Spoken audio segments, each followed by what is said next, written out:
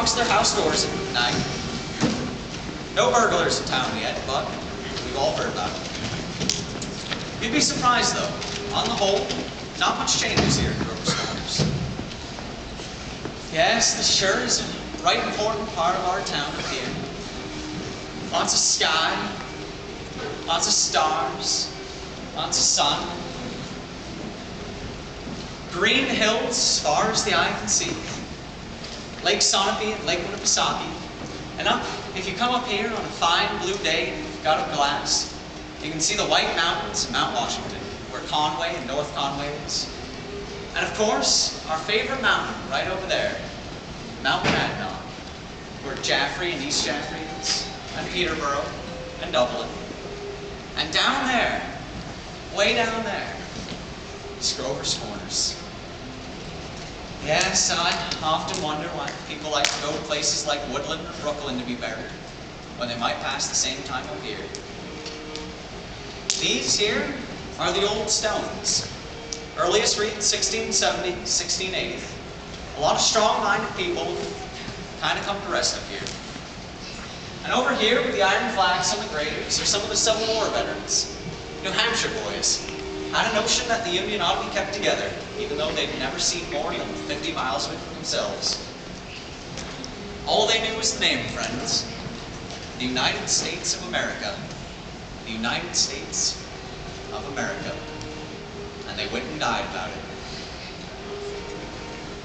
Over here we have some of the newer graves. And here's a new section of the cemetery. Let's see, here's Mrs. Gibbs, your friend, and the conductor of the church, Simon Stimson, and Mrs. Soames, who enjoyed the wedding so much, and Mrs. Willard, I'm sure you all remember her. Let's see, we have Editor Webb's boy, Wallace, whose appendix burst while on a camping trip out in Crawford Notch. Yes, a lot of sorrow has sort of come to rest up here. Now there are some things that we all know are eternal, even though we don't take them out and look at it very often. And it ain't the sky, and it ain't the clouds, and it ain't the earth, and it ain't even the stars. We all know that something is eternal. And of course, the dead don't stay interested in us living for very long.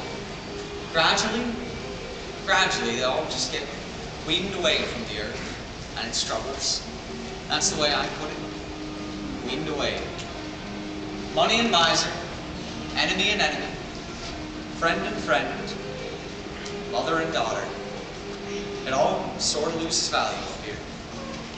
And they're all waiting for something that they feel is coming. Aren't they just waiting for that last bit of them to burn out? And what's left when all that's gone? And your identity, Mrs. Smith? Well, here comes some living people. Here comes Joe Stoddard, the undertaker, supervising the new grave. And here comes Grover's Corners boy, returning from way out west.